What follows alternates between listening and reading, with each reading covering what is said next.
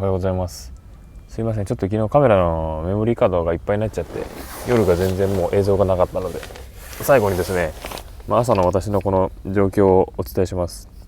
寝たのはこのユニジアのエアマット。これ結構良かったですね。寝心地良かったです。これにこのモザンビークのマット、これをこうやって乗せて寝ました。いい感じでした。で、反対側はこんな感じですね。この辺に私の服とかがあって、撮影機材、寝袋はもう片付けました。では外を見ていきましょう。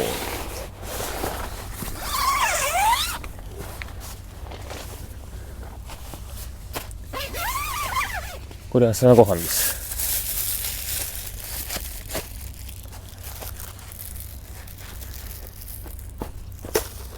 朝ごはんはですね、このホットサンドメーカー、これで後で食パンをプレスします。これがこういうやつ、この縁がちゃんとプレスできるタイプですね。これだから多分カリカリになって美味しくできます。テントの周りはこんな感じです。こうやって、ちなみに今日はですね、周り全然人いないです。ほら、もう完全ソロ。すごくね、いい場所でした。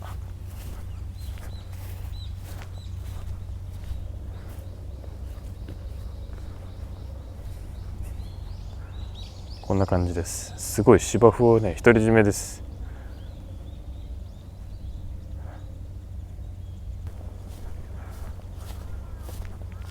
後ろにちょっと巻き入れてた袋が置いてありますけど、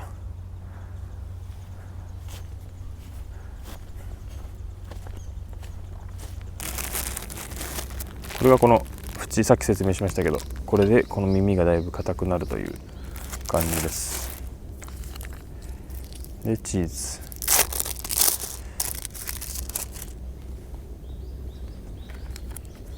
でビアソーセージ、ち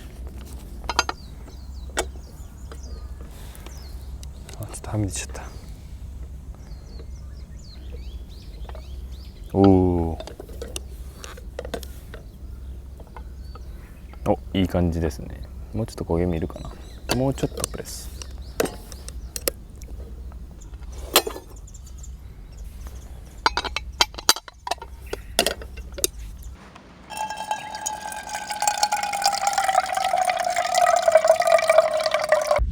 ホットサンド焼けました。